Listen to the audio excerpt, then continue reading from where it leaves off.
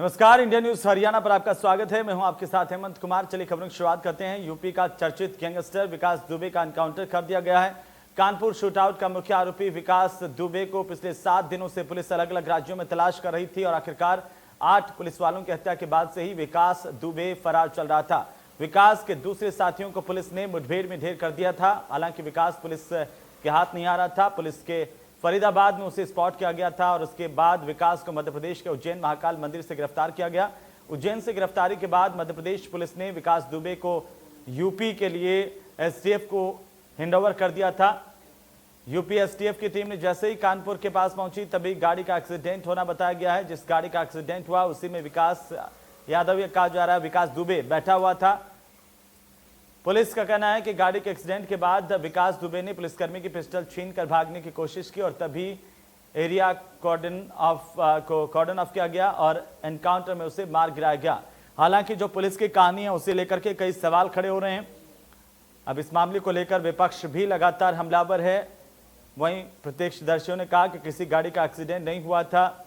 DGP की ओर से बातचीत करते हुए इंडिया न्यूज से 2 बातें कही गई कि जिस गाड़ी में विकास दुबे बैठा हुआ था, उत्तर प्रदेश की पुलिस ने कहा कि उस गाड़ी का नहीं दूसरी गाड़ी का एक्सीडेंट हुआ था। इसी दौरान विकास दुबे ने भागने की कोशिश की और फिलहाल मौके की तस्वीरें आपके टीवी स्क्रीन पर हैं। तो इसके बाद अब कई अहम सवाल भी खड़े हो रहे हैं इस एनकाउंटर को लेकर के।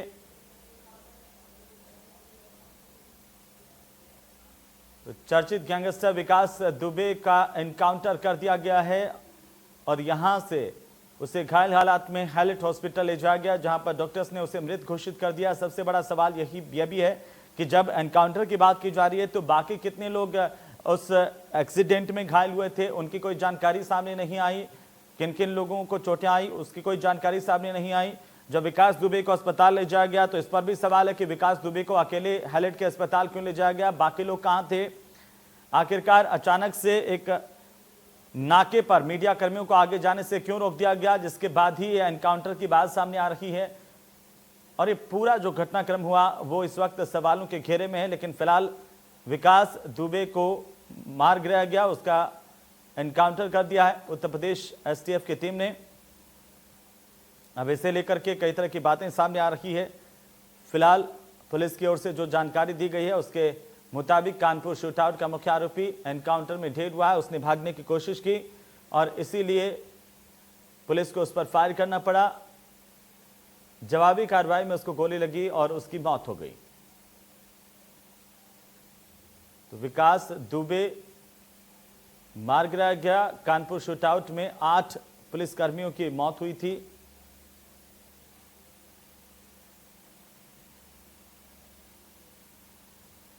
तो चलिए अब हम आपको विकास दुबे की गिरफ्तारी से एनकाउंटर तक की घटना का सिलसिलेवार तरीके से ब्यौरा दिखाते हैं कि आखिर क्या हुआ था। उसकी गिरफ्तारी से लगा करके उसके बाद क्या कुछ हुआ उसको हम ग्राफिक्स के जरिए समझने की कोशिश करते हैं।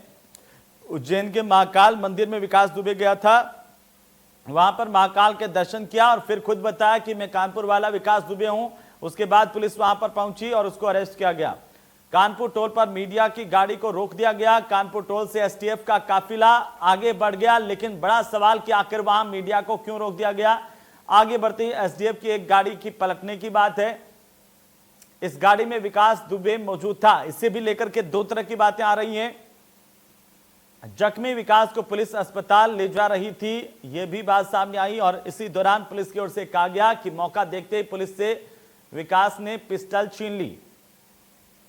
विकास ने पिस्टल छीन करके भागने की कोशिश की और इसी दौरान उस पर फायर किया गया। एनकाउंटर के वक्त विकास के सीने में गोली लगी है। एनकाउंटर में घायल विकास को अस्पताल ले जाया गया, जहां पर डॉक्टरों ने उसे मृत घोषित कर दिया। हालांकि विकास के एनकाउंटर की कहानी में और पोस्टमार्टम और जो बाकी तथ्य सामने आ रहे हैं उसमें अलग अलग चीजें निकल करके आ रही हैं।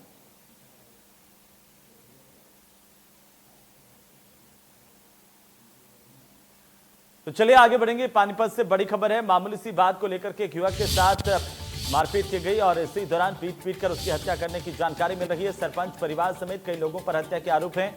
मृतक के परिजनों ने शव उठाने से इनकार कर दिया है। आरोपियों की गिरफ्तारी पर मृतक के परिजन अड़े हुए हैं और पूरे मामले की जांच में फिलहाल पुलिस जुटी हुई है। बड़ी और महत्वपूर्ण जानकारी इस वक्त की।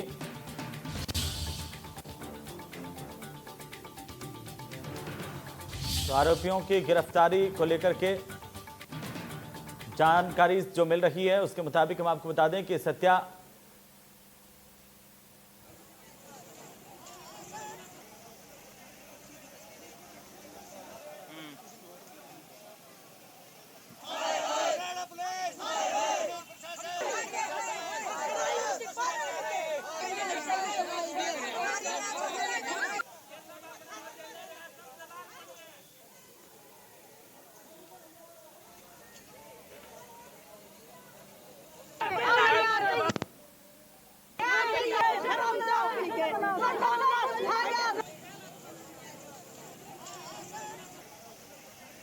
गांव लोहारी जिला पानीपत के अंदर अंकुश शर्मा जो ट्रैक्टर में आंधी में पेड़ उखड़े हुए थे उनको लेकर गांव में आ रहा था। आने के बाद वाल्मीकियों की बस्ती में ट्रैक्टर को रखवा कर लड़के के साथ हाथापाई करी।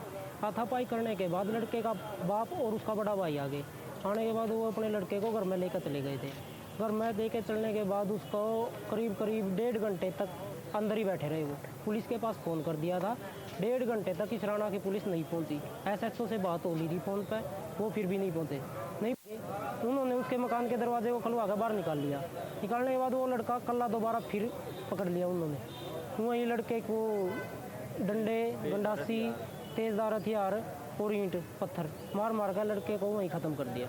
ख़त्म करने के बाद जो लड़के को उठाने गए या छुटवाने गए थे बाकी लोग, उनको भी सबको चोटें दी हैं।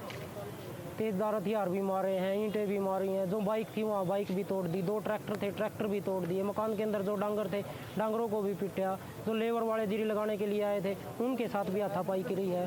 कितने लोग आए थे वहाँ पे? करीब वो जो उनकी पूरी बस्ती थी, पूरा मोहल्ला था। लेडीज भी उनके साथ थी और आदमी बच्चे सब जो भी थे ना, सारा का सारा मोहल्ला उनका इकट्ठे थे।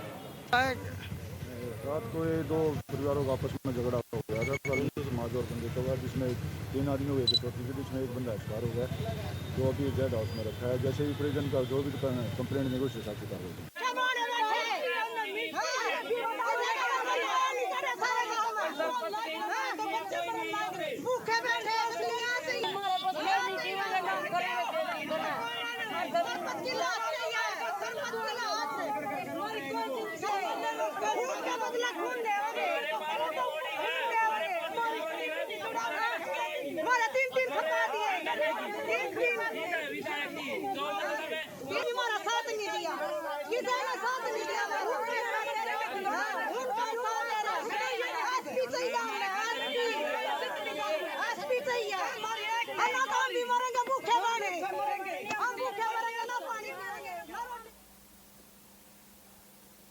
तो अनिल का हम रुख करते हैं। अनिल, क्या कुछ जानकारी है इस पूरे मामले को लेकर के? कैसे आखिरकार इस घटना को अंजाम दिया गया?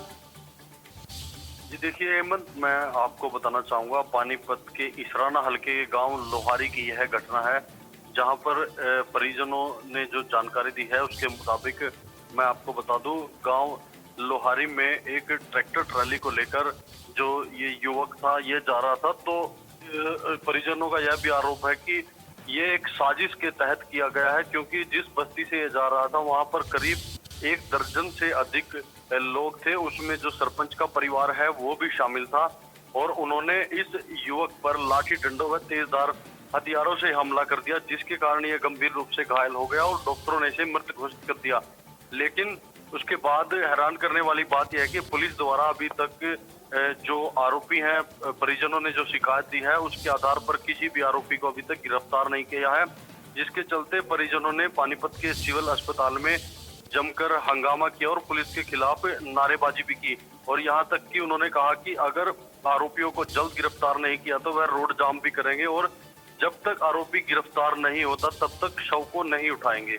जी बिल्कुल अनिल, और इस पूरे मामले को लेकर के प्रशासन की ओर से, पुलिस की ओर से क्या कुछ कहा गया? क्या किसी की गिरफ्तारी इस मामले में होगी? क्योंकि काफी समय इसको लेकर के 24 घंटे के भीतर इसकी गिरफ्तारी की मांग की जा रही थी।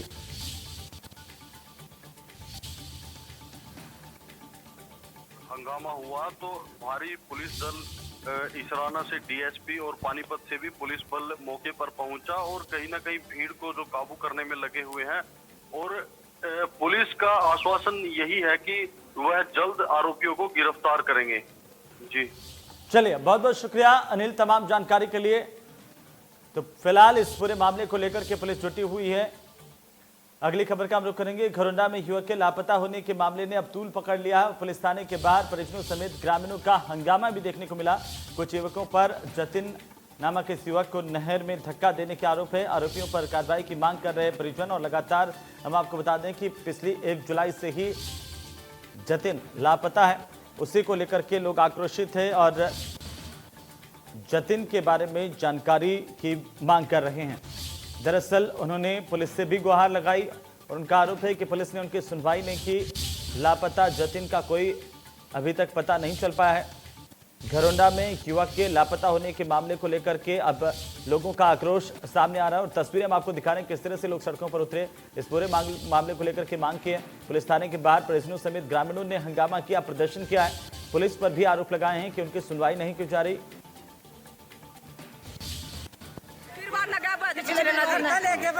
पिछले वीरवार ना आज लग मेरे बेटा पर फोन करे, मानना नहीं पता हम जन्मदिन पे जा रहे, हम फलानी जोंग जा रहे ना, कोई आता पता नहीं दे रहे मेरे बेटे का। मेरी 4 लड़के मैं विधवा लगाई, कहाँ से मैं अपने बेटे का वो करूंगी। मैं पुलिस ने कोई कार्रवाई की? कुछ नहीं कर रहे जी।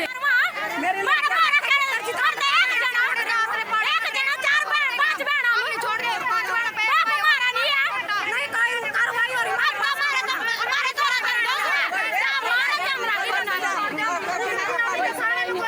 दो तीन दिन बाद इन्हें दरखास्त दी थी, उस पर पर्चा दर्ज कर दिया था 346 IPC। उसके बाद जिन लड़का का इन्हें नाम लिया था उनसे पूछताछ करी, उन्हें पूछताछ पर बताया भाई वो नहर में डूब गया। अब इनका ये आरोप है भाई लड़का ने कहीं गायब ना कर दिया हो। इनसे गहराई से पूछताछ की जाएगी तो उस लड़के। ज्यादा जानकारी के साथ सहयोगी महेंद्र हमारे साथ जुड़ चुके हैं। महेंद्र, क्या है आखिरकार पूरा मामला, क्यों ग्रामीण जो है वो आक्रोशित नजर आ रहे हैं? पुलिस थाने के बाहर पहुंचे, प्रदर्शन किया, हंगामा किया। ये देखिए, बीती 1 जुलाई का ये मामला है जिसमें जतिन नाम का युवक है जो घरौंडा के वार्ड नंबर 9 का रहने वाला था, ये गायब चल रहा है। इसके बारे में अभी तक पुलिस या परिजनों को कोई भी जानकारी नहीं मिली है कि आखिर ये युवक जो है बीते 10 दिनों से कहाँ गायब है। ऐसे में जो आक्रोश था वो आज ग्रामीणों का यहाँ घरौंडा थाना पर फूटा है। इन्होंने जोरदार हंगामा करते हुए पुलिस से मांग की है कि जो गायब जतिन है उसके बारे में कोई ना कोई खुलासा दिया जाए, या तो यदि उसको नहर में डुबोया गया तो उसकी डेड बॉडी लाया जाए, या वो कहीं गायब किया गया तो उसके बारे में पुलिस कोई खुलासा करे। इसी मांग को लेकर आज यहाँ ग्रामीण इकट्ठे हुए थे और उन्होंने कई तरह के आरोप पुलिस पर लगाए। जी बिल्कुल महेंद्र, लेकिन 1 जुलाई से जतिन लापता है, पुलिस क्या कुछ कह रही है, क्यों नहीं आखिरकार कोई उसका सुराग नहीं मिल पाया है? बिल्कुल हेमंत, देखिए जिस तरह से 1 जुलाई को ये हेमंत गायब हो तो उसके करीब 4 दिन बाद जो है पुलिस में एक मामला दर्ज हुआ था इस युवक की गुमशुदगी का। उसके बाद से पुलिस लगातार जो है युवक की छानबीन कर रही है। इस मामले में जो परिजनों द्वारा जिन 4-5 युवकों पर आरोप लगाए गए उनसे भी पूछताछ की गई है, जिसके बाद ही यह खुलासा हुआ है कि जो जतिन था वो आवर्तन नहर में डूबा है। इस पहलू पर देखते हुए पुलिस जो नहर की छानबीन में लगी हुई है ताकि जो यदि वो युवक नहर में डूबा है तो उसकी डेड बॉडी को निकाला जा सके, लेकिन अभी तक किसी तरह की कोई कामयाबी पुलिस को नहीं मिली है। चलिए, बहुत बहुत शुक्रिया महेंद्र तमाम जानकारी के लिए और लगातार अपडेट हम आपसे लेते रहेंगे। फिलहाल ये तस्वीरें हम दिखा रहे हैं कि किस तरह से जो आक्रोशित ग्रामीण हैं उन्होंने पुलिस थाने के बाहर इकट्ठा होकर के प्रदर्शन किया। पुलिस पर भी आरोप लगाया कि उनकी सुनवाई नहीं की जा रही। तो वहीं भिवानी से बर्खास्त पीटीआई अध्यापकों की ओर से ऐलान किया गया है कि ना टेस्ट देंगे ना ही इंटरव्यू देंगे। आपको बता दें कि कल सभी 10 सांसदों का घेराव करने की बात भी बर्खास्त पीटीआई टीचर्स ने कही है। आज 26वां दिन है जब ये पीटीआई टीचर्स जो है लगातार प्रदर्शन कर रहे हैं, धरना दे रहे हैं सरकार से बहाली की मांग को लेकर के, और आरोप है कि सरकार उनके मामले को सुनवाई नहीं कर रही है, जिसकी वजह से उन्हें लगातार प्रदर्शन करना पड़ रहा है। वहीं टीचर्स ने अब ऐलान कर दिया कि आर पार की लड़ाई होगी और 26 दिन से ये बर्खास्त पीटीआई टीचर्स धरने पर हैं, लगातार प्रदर्शन कर रहे हैं। 1983 पीटीआई टीचर्स की नौकरी का ये मामला है जिसमें सुप्रीम कोर्ट के आदेश के बाद सरकार ने इन्हें बर्खास्त कर दिया। अब इनका कहना है कि सरकार इन्हें बहाल करें। कल सभी 10 सांसदों का घेराव करने की बात पीटीआई टीचर्स की ओर से कही गई है। 14 जुलाई को सभी 90 विधायकों से लिखित में पत्र भी लेंगे। तो दो अलग अलग तस्वीरें हम आपको दिखा रहे हैं। झज्जर और भिवानी की दो तस्वीरें हैं। पहली तस्वीर में आप देख पाएंगे झज्जर में भी लगातार प्रदर्शन का सिलसिला जारी है 26 दिनों से, और भिवानी में भी लगातार प्रदर्शन और धरने का सिलसिला देखने को मिल रहा है, जहां पर पूरे दिन भर नारेबाजी का दौर और साथ ही साथ जो कुछ पीटीआई टीचर्स हैं वो एक के बाद एक धरना दे रहे हैं और ये मांग की जा रही राज्य सरकार से कि उनको लेकर के राज्य सरकार कोई फैसला ले और उन्हें बहाल करें। पीटीआई टीचर्स की बर्खास्तगी का यह मामला अब लगातार तूल पकड़ता जा रहा है और इसी बीच पीटीआई टीचर्स ने साफ कर दिया है कि ना तो वे टेस्ट देंगे और ना ही इंटरव्यू देंगे। 26 दिन से धरने पर हैं बर्खास्त पीटीआई टीचर्स अपनी बहाली की मांग को लेकर।